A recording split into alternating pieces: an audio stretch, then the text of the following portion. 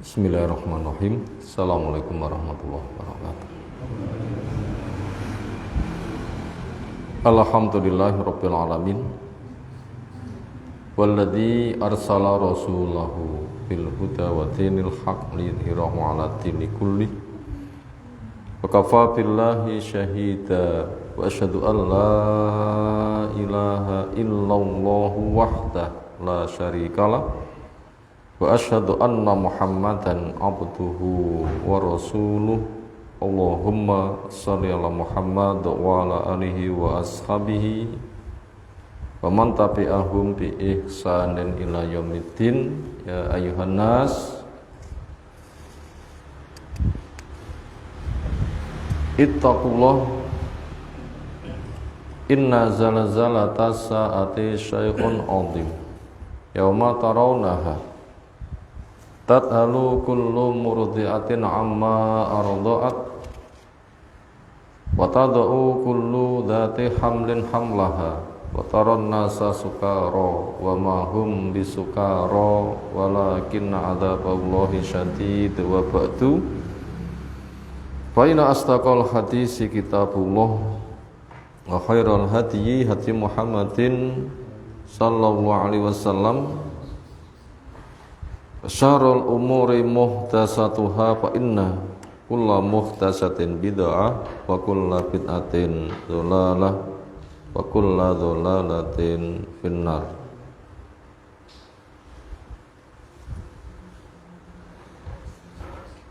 Ayyul ikhwah, azza subhanahu wa ta'ala, keamanan masih kita rasakan. Dan itu lebih mahal daripada makan dan minum. Kesehatan pun juga masih mengiringi badan kita. Yang kita nggak mampu untuk menghitung berapa nilai kesehatan. Lebih daripada itu, kita masih dikokohkan dengan Islam. Ini paling mahal di dalam kehidupan siapapun. Sampai Allah berpesan, wala tamutunna illa wa antum muslimun. Jangan sampai kamu mati kecuali sebagai muslim, ahli tauhid, yang taat, yang bersih dari kesyirikan. Demikian juga fadilah waktu bulan haram, namanya bulan Muharram, juga masih kita jalani. Bahkan kita hampir masuk pada kesempatan puasa Muharram tanggal 10 hari Jumat, insyaallah, supaya beda dengan Yahudi, diiringi puasa tanggal 9 yaitu Kamis, yang akan menjadi pengampunan dosa kecil selama 1 tahun. Sementara semua manusia itu banyak dosanya. Kullu bani Adam khata', anak Adam itu banyak salah. Makanya kesempatan ampunan yang Allah berikan supaya kita sambut. Bahkan nilai amal soleh di bulan ini dengan puasa paling dicinta oleh Allah Subhanahu wa taala sesudah Ramadan. Afdhalus siyam ba'da Ramadan syahrullah al-muharram. Paling utamanya puasa sesudah Ramadan adalah di bulan Muharram ini. Semoga Allah berikan taufik kepada kita, terjadi keserasan antara ilmu dan amal. Kita dipahamkan besarnya fadilah puasa dan nanti kita bisa mengamalkannya. Berikutnya materi yang kita kaji masih tentang tema perbuatan ringan tetapi fadilahnya besar. Dalil sahih datang menjelaskannya. Yaitu yang kita bahas kali ini adalah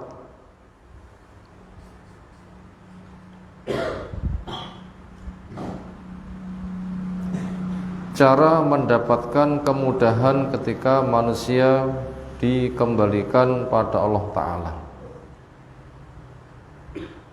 Di mana kita butuh tahu bahwa beban yang diembankan ketika pada kita itu berat. Apa napa enteng? Abot.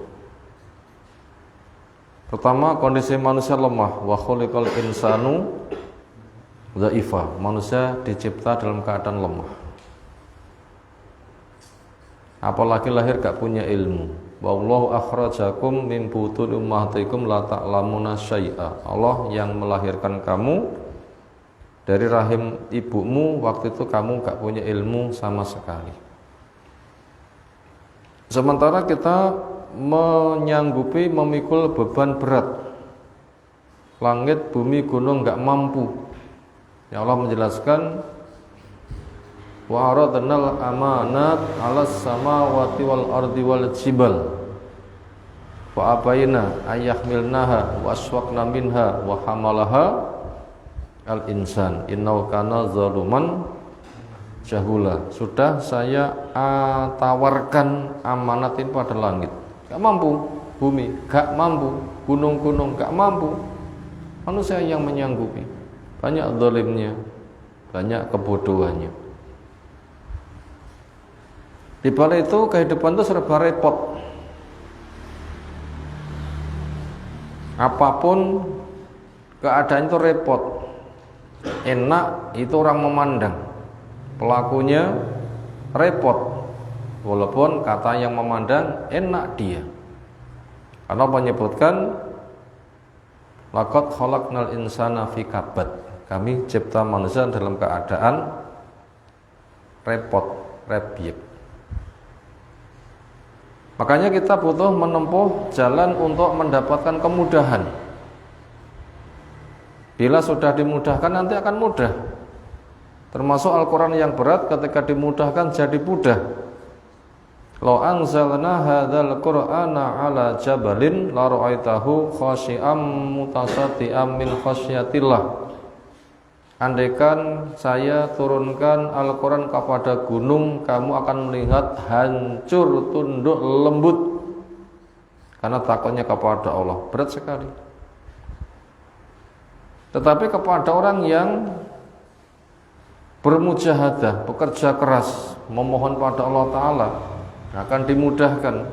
Walladzina jahadu fina lanahdiyanahum subulana. Siapa yang siap bekerja keras menempuh jalan kami, kan kami berikan banyak jalan keluarnya. Akhirnya Quran pun juga dimudahkan. Walaqad yassarnal Qur'ana lidzikri fahal mim muddakir. Sungguh kami mudahkan Al-Quran untuk diambil pelajaran, siapa yang mau mengambilnya, sehingga nanti akan masuk kepada keadaan Islam yang Allah telah jelaskan, ad-dinu yusrun, agama itu mudah. Itu ya Allah kehendaki. Yuridu Allah bikumul yusra wa la yuridu bikumul usra. Allah menghendaki kamu dapat kemudahan. Allah tidak menghendaki kamu dapat kesulitan. Makanya kita harus menempuh jalan kemudahan. Apa itu? Jalan takwa. Jalan yang diri-diri nanti akan terjaga. Karena fadilahnya memang begitu. Siapa yang takwa kepada Allah, yaj'alahu min amrihi yusra, urusannya akan dibikin mudah.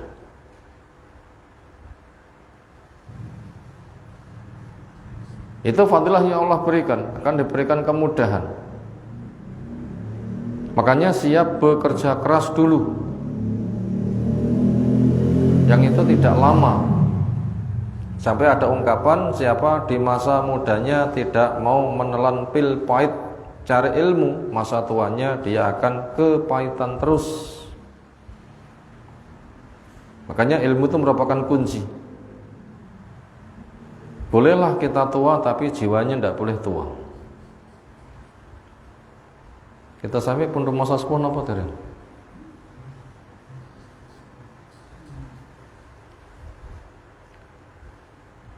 Lek dipun persane gambaripun ya jebule ya wis napa. Tapi semangate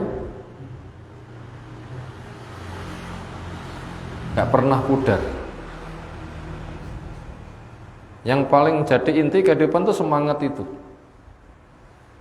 Makanya dalil perintah ketika kepada kita untuk semangat ini bersifat umum. Ikhris ala ma yang fauka wala ta'jas. Bersemangatlah kepada apa yang sekira manfaat kepada kamu, kamu jangan berminta lemah. Sementara asli kehidupan itu berada di hati. Bila hati sudah kuat, badan akan terbawa kuat, walaupun lemah, walaupun tua. Hanya ke medan perang yang rata-rata dibutuhkan tenaga muda kuat, tua pun juga tetap diperintahkan. Infiru fi sabilillahi khifafan wa thiqalan. Beranglah kamu di jalan Allah untuk berjuang, entah kondisimu berat atau ringan. Di situ ada perbincangan antara orang tua dengan anak. Orang tua sudah udzur, jalannya pun juga kurang tegak lagi, tapi semangatnya pol. Anak menegur, "Pak, jenengan sampun sepuh, napa mboten kendel mawon wonten dalem. Kita ngetasen menika ingkang budal." Apa jawabannya orang tua? "Duh, piye to, Le? Apa ora tok rungokne apa sing didhawuhi Allah Ta'ala, infiru fi sabilillah khifafan fasiqalan." Budal kamu berjuang di jalan Allah, entah kondisimu ringan atau berat. Luar biasa mereka. Boleh tua, lek ndelok gambare, tapi jiwanya nggak boleh tua. Tetap bersemangat. Dan itu asli kehidupan. Ala inna fil jasati mudghah idza saluhat saluhal jasatu kulluh wa idza fasatal jasatu kulluh ala wa hiya al qalbu. Ketahuilah pada badan manusia ada segumpal darah. Bila baik, baiklah semuanya, bila buruk, buruk juga. Itulah hati. Makanya hati orang Timur itu luar biasa. Semuanya luar biasa. Kondisi sepuh-sepuh mereka semangat mencari ilmu. Ya ta'alamul Islam fi kibari sinnihim. Mereka bersemangat cari ilmu di usia sepuhnya. Jangan sampai ada yang ngomong, sekadang tua sing nom-nom ae. Kayak seneng rong enek sing tua mboten budal. Sing lekasi sinten? Yang sepuh berangkat, sing nom dicangking. Begitu. Kenapa? Sanggup mati. Sama Imam Ahmad bin Hanbal, penghafal sejuta hadis, sudah dikenal sebagai imam. Ketika ada majelis, semangat datang seperti orang semangat ketika awal ketemu ilmu. Ada itu sudah penghafal, sudah imam. Biasanya menyampaikan ada majelis, cari nambah lagi. Makanya Imam Ahmad ibnu Hanbal rahimahullah ta'ala di bidang pencarian hadis lebih banyak daripada Imam Syafi'i, sang guru. Nah begitu. Itu diantara cara untuk mencari kemudahan, harus lewat situ. Kalau kita akan membaca hadis agak panjang, ujung-ujungnya adalah jalan kemudahan. Kita baca apa isinya. Hadisnya sahih rawah Muslim. Ini bila kita pernah membaca di Arba'in Nawawi sudah pernah terbaca. Man nafasa an mu'minin kurbatan, sapa sing melapangkan kepada orang iman dari suatu kesusahan min kurabi dunia, di antara susah-susahnya dunia. Nafasallahu anhu, Allah akan melapangkan darinya kurbatan, satu kesusahan min kurabi yaumil qiyamah, di antara susah-susahnya hari kiamat. Lek kita sami nulung tiyang sing kesusahan niku modale tasih gadah mboten? Modal lisan masih bisa mendoakan. Modal nasi raketan sepiring masih bisa. Tenaga pun juga masih bisa. Persentasenya itu tidak total kita serahkan, tetap terjangkau. Yang itu nanti fadilahnya susah hari kiamat yang lebih berat nanti akan diberikan kemudahan. Sehingga kondisi hari kiamat itu ada penduduk neraka minta kepada penduduk surga, teteskan kepada kami air walaupun satu tetes, tapi gak entuk. Sementara kita nyumbang banyu sak gelas enteng mboten, relatif mudah. Tapi di akhirat cari satu tetes gak bisa, bila Allah tidak memberi. Maka siapa yang memberi nanti saya juga akan diberi. Makanya orang yang diberi minum, diberi makan juga mendoakan Allahumma aski man askona wa at'im man at'amana. Ya Allah, berilah minum kepada orang yang memberi minum kepada kami, beri makan kepada orang yang memberi makan. Makanya bila kita membantu kepada orang lain, tujuan kita supaya nanti dibantu di akhirat. Bukan membantu di dunia biar dibalas di dunia. Kita bukan cari balasan tapi nabung. Nabung. Aku membantu kono, nabung. Aku membantu kono, nabung. Aku membantu kono, nabung. Akan saya ambil tabungan nanti bila sudah di akhirat. Dan ketika kita itu nabung itu nggak akan mengurangi. Karena pesan Allah Ta'ala, wa ma anfaqtum fahuwa yukhlifu, apapun yang kamu infak Allah memberi ganti. Bahkan gantinya bisa 10 kali, 700 kali. Yang paling utama tabungan di akhirat. Juga mana qasa malun min shadaqatin, harta tidak kurang dengan sebab sedekah. Ini kan kemudahan kan kehidupan seperti itu. Nabung loh. Makanya kita bila butuh sambat itu kepada Allah, kepada makhluk memberi. Tiang butuh niku biasanya sambat mboten. Tiang butuh biasanya sambat mboten. Oh nggih, sapa mboten sambat. Nanti sambat napa mboten? Nanti napa penggaweane? Innal insana khuliqa halu'a, wis to. Sambat itu.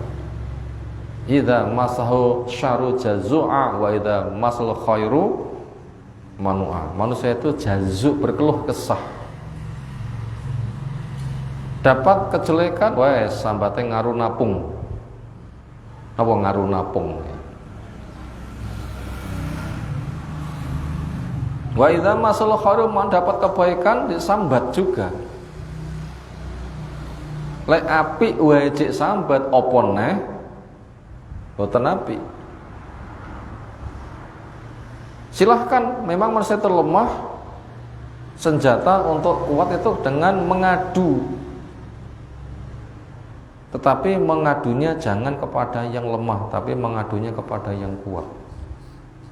Kita dicipta dalam keadaan lemah, sering sambat, itu memang ada maslahatnya. Kenapa? Biar merasa lemah kemudian sambat, tetapi ojo salah sasaran. Lek sing disambati podo sambat, ya lomba sambat mawon.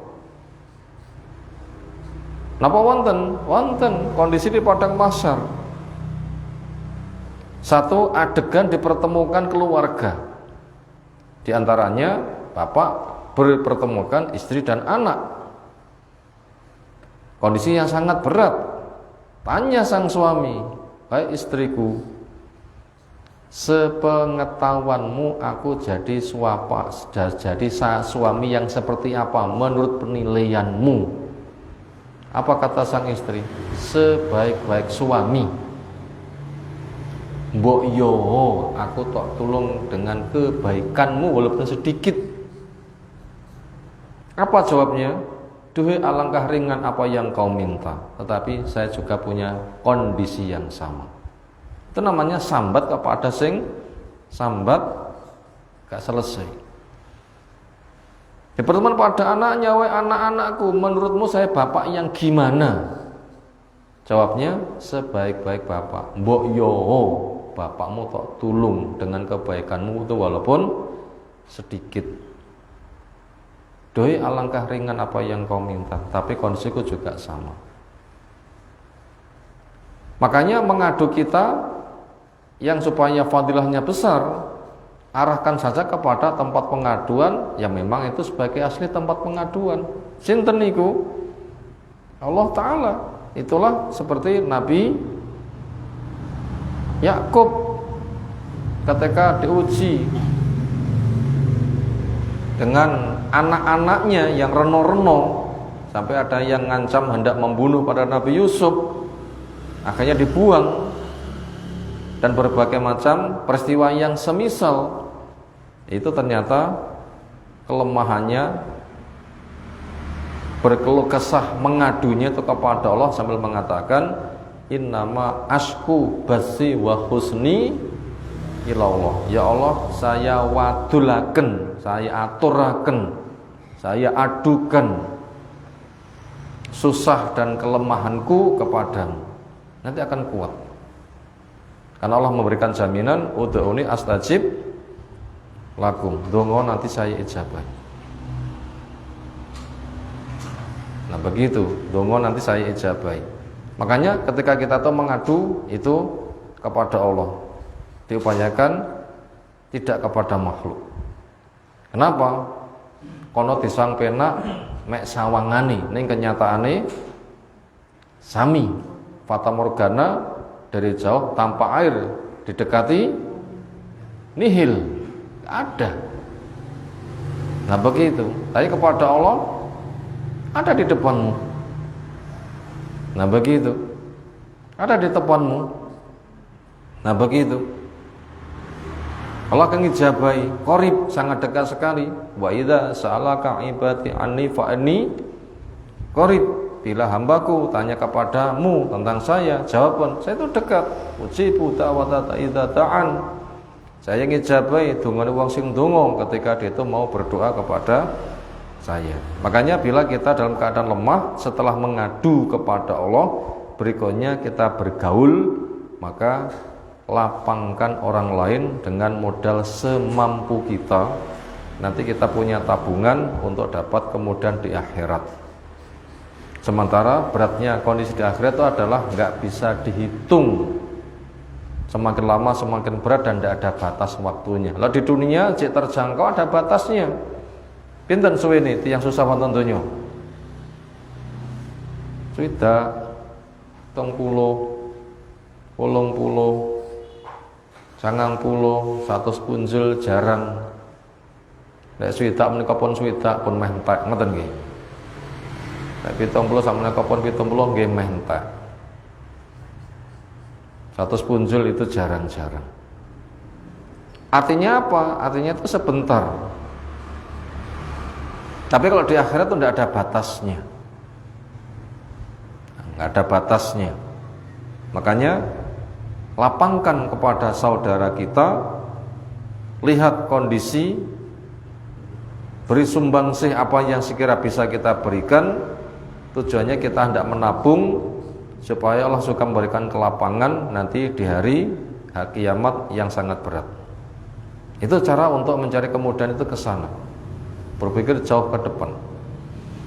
Waman yassara ala musin, siapa yang memberikan kemudahan kepada orang yang kesulitan. Siapa yang memberikan kemudahan kepada orang yang kesulitan. Turun ini dipun pateni mau.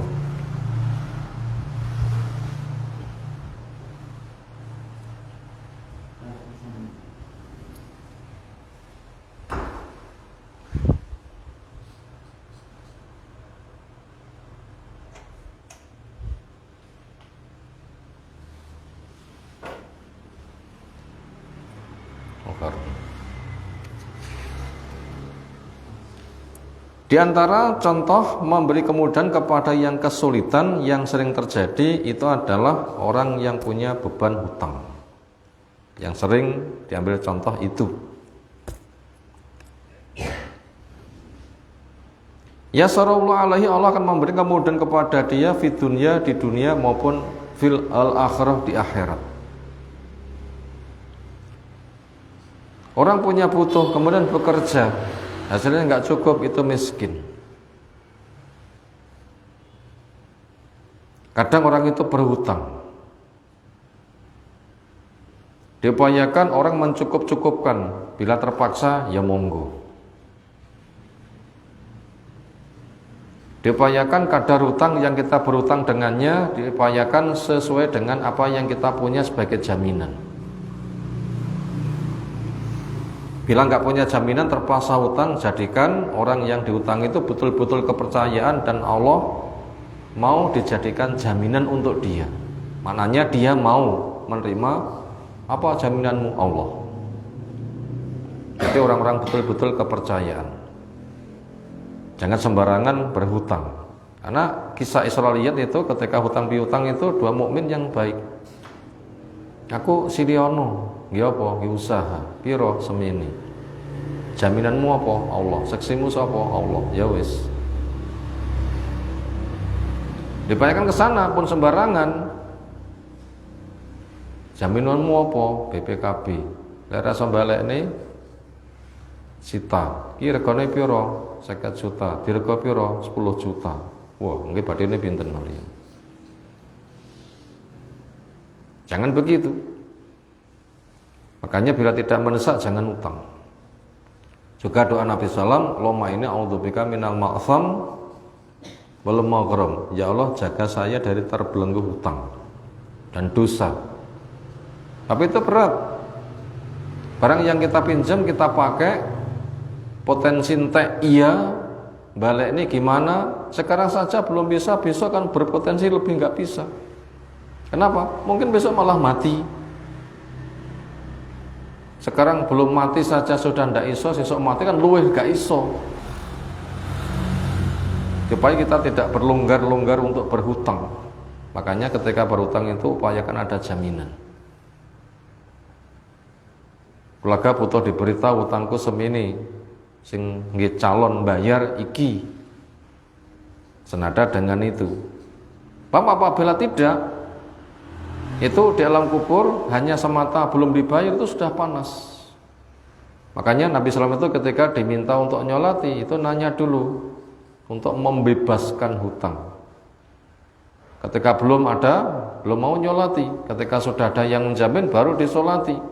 Ketika ditanyakan sudah lunas baru dikatakan wal anhin baridat jilduh, sekarang telah tiba kulitnya dingin. Jadi semata utangku pun panas. Sumuhe wonten donya penak mboten?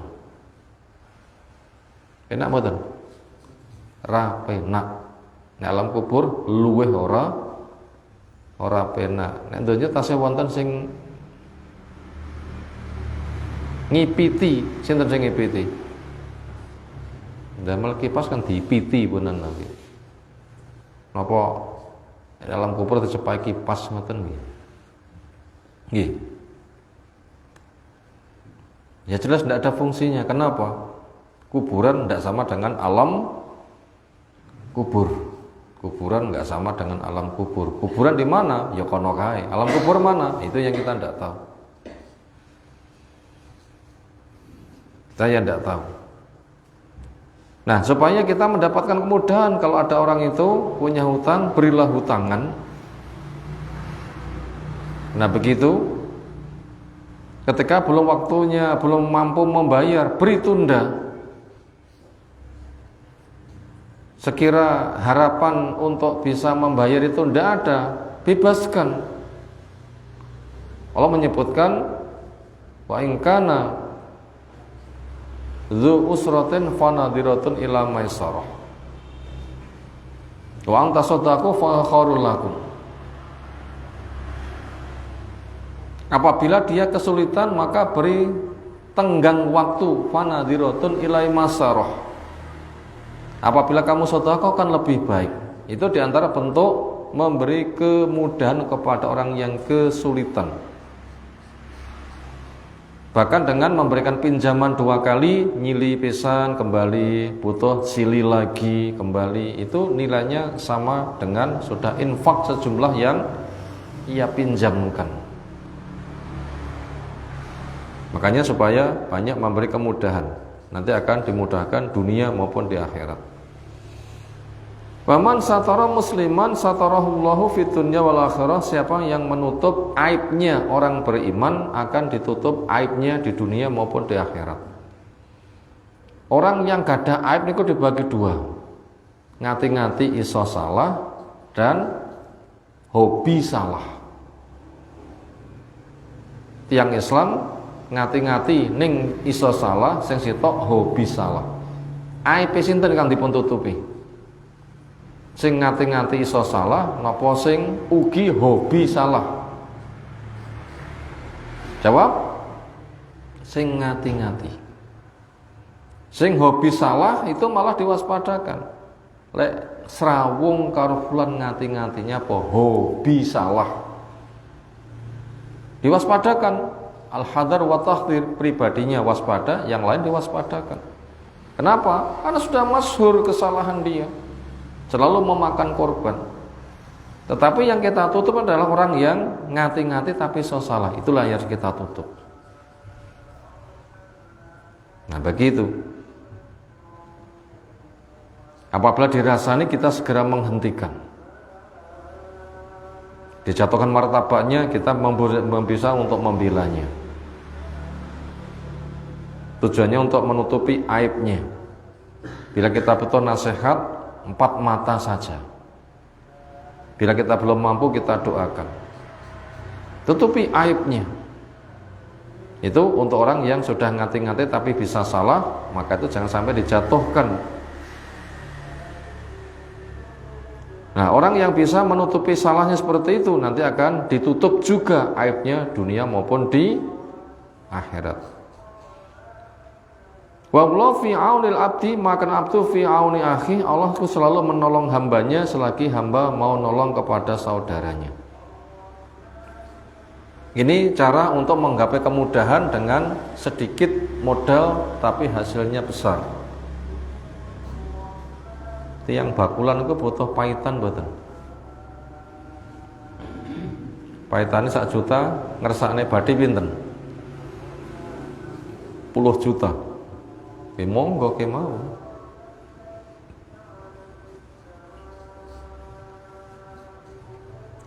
Nah, kita ketika bergaul pun juga butuh pahitan, butuh modal. Ternyata dengan modal 1 juta Allah akan menolong nanti menjadi 10 juta, 100 juta, 700 juta, dunia maupun di akhirat. Jangan sampai kita siap keluar modal semata modal dagang, termasuk menolong, meminjami pun juga kita itu butuh modal, butuh pahitan.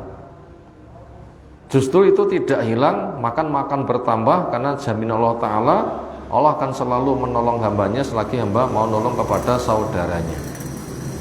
Juga dipesankan, irhamu man fil ardi yarhamkum man fis sama. Sayangilah makhluk Allah yang ada di bumi, niscaya Allah yang di atas arsy, tinggi dan naik di atas arsy, nanti akan menyayangi kepada kamu. Sayang kita bisa dihitung, tapi sayang Allah kita nggak bisa menghitungnya. Ada orang itu mengatakan, iki tali asihku nyang awakmu. Pinten? Jenengan nanti dipun caosi tali asih dipun sangoni pinten? Gemini tali asih, ngoten nggih. Tuh kok pinten 100.000. Katanya tali asih untuk mengikat hati, sayang malah saling menyayangi. Nah, ketika Allah memberikan sayangnya itu tidak bisa dihitung. Rahmat Allah dibagi 100, yang satu diletakkan di alam raya untuk royokan, yang 99 khusus untuk mukmin. Makanya dengan modal yang kecil nanti hasilnya itu besar. Bila kita bisa ke sana, kita nanti akan terasa ringan. Sehingga untuk itu jangan sampai orang Islam itu terkesan pelit. Pelit apa cedil?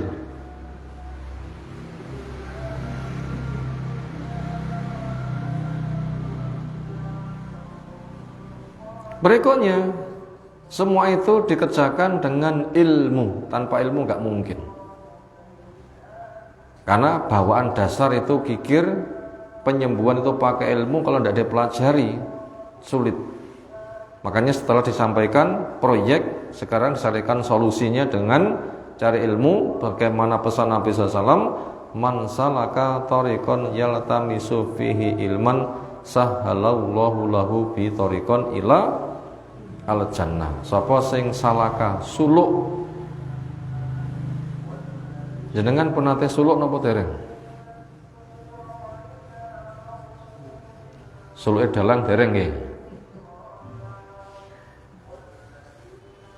Suluke kados mbah-mbahe nyanggone Mbah Yai, kene ruangan tertutup, skrukupan kon maca ngene ngaro ngetokne dhuwit, engko do mulih malih lipat-lipat ngoten nggih. Nate napa dereng ngoten niki? Penate suluk napa dereng? Terlalu sering kita suluk, sekarang pun kita juga suluk. Suluk niku napa? Keluar rumah menempuh perjalanan cari ilmu. Panjenengan niki wau miyos king dalem mboten? Menempuh perjalanan mboten? Saking dalem dugi mriki pinten meter? Itu kan menempuh perjalanan keluar rumah untuk cari ilmu. Termasuk ke sini, itu suluk. Dan kita bisa suluk sangat berulang-ulang sehari. Datang ke majelis ilmu belajar termasuk suluk. Tujuannya apa? Keluar rumah menempuh perjalanan untuk cari ilmu syar'i, petunjuk Allah Ta'ala, obat hati. Sudah ada paket pemahaman yang hak. Al-Quran ditafsirkan dengan sunnah yang sahih, dipahami sebagaimana para sahabat paham dan beramal. Maka keluarnya saja itu sudah dimudahkan jalan menuju ke surga. Itu keluarnya saja sudah dimudahkan jalan menuju ke surga. Lalu bagaimana bentuk pencarian ilmu?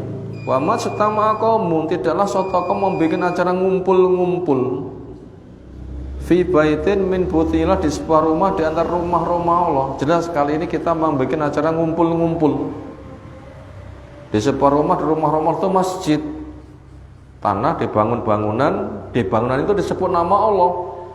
Adzan, sholat, baca Quran, nasihat, itu namanya rumah Allah. Rumah disebut nama Allah, bukan Allah masuk, bukan gitu, tapi disebut nama Allah. Adzan dan semisalnya. Kegiatannya apa? Yatluna kitaballahi wa yatadarasuna bainahum, membaca kitab Allah dan saling belajar. Jelas kita saling belajar. Termasuk dibacakan satu hadis ini. Fadilahnya apa? Illa nazalat alaihimus sakinah wa ghasyatumur rahmah wa hafathumul malaika wa dzakara fi man indah. Allah akan turunkan ketentraman. Ngeten iki jenengan glithakan wonten dalem glintang-glinting dhewe kalih ngaji bareng ayem pundi? Mungkin jenengan sijal mawon. Malam Rebo ngeten iki pas wonten ngaji jenengan tindak sakmenika bukti kesempatan kali itu jenengan ngledak wonten dalem roro tasih ayem pundi. Cobi mawon beda niku rasanipun. Rasanipun beda. Ponah-ponangan. Pak, anak ngaji mbok nyang masjid, kesel. Oh, bah sapa panggah kesel lho tukaran. Gak ada ketenteraman. Tapi ketika ngaji pulang dengan salam senyum, wah, ceria. Itu sakinah, itu mahal. Caranya mudah. Datang di majelis ilmu, dengarkan ayat-ayat Allah, zikir, membuat hati tentram. Allah menjamin ala bidzikrillah tatmainu al-qulub, dengan zikir hati itu tentram. Diingatkan dosa, tobat, istighfar, diingatkan surga, semangat beramal. Diingatkan kita hidupnya sebentar mau mati, akhirnya bergegas sehingga tidak berpanjangan mengikuti hawa nafsu, khawatir nanti hisabnya abot, segera sedekah, gitu kan? Itu akan menenteramkan jiwa. Turun sakinah juga akan diliputi kasih sayang Allah. Allah menyayangi. Malaikat pun juga datang mengepakkan sayapnya ikut ngaji, plus sebagai penjagaan. Lalu amal soleh kita membubung di sisi Allah Ta'ala, menyebut nama si pelaku fulan, fulan, fulan, fulan, sehingga nama kita itu seolah sangat terkenal di langit sana. Waman patopi amaluh lam yusri bi nasabuh, sapa sing lambat amalnya, nasabnya nggak bisa mempercepat. Nabi Nuh jelas berjuang, ning anake mboten purun. Ternyata ketika sudah bertaruh nasib, Nabi Nuh selamat dengan naik kapal, anake tenggelam. Sehingga tidak ada, loh, masa anake Nabi Nuh kok ya tenggelam? Siapa yang lambat amalnya, nasabnya tidak bisa mempercepat. Karena kelak orang itu ketika sowan kepada itu adalah izin-izin. Kulun yati farda, datang sendirian. Ndak iso ngejibne sopo-sopo. Maka kita butuh ke sana. Makanya kita juga butuh didik anak-anak kita semenjak 10 tahun itu harus sudah sadar, harus bertanggung jawab kepada nasib diri sendiri. Didiklah anakmu sholat umur 7 tahun, bila 10 belum sholat pukul, artinya sudah dipahamkan kepada dia bahwasanya 10 tahun itu sudah wajib beramal, sok nasibnya ditanggung dewi, nggak iso disuapi oleh kakek neneknya, tapi kudu mandiri. Nah begitu. Demikian yang kita kaji kesempatan malam hari ini, amal ringan berpahala besar. Kita susah mengadu kepada Allah, ketika bergaul kita memberikan maslahat, pemberian dari Allah nanti akan berlipat ganda. Semoga apa yang telah kita pelajari Allah berikan ilmu bermanfaat untuk kita semuanya. Kita cukupkan. Subhanakallahumma bihamdika asyhadu an la ilaha illa anta astaghfiruka wa atubu ilaik. Assalamualaikum warahmatullahi wabarakatuh.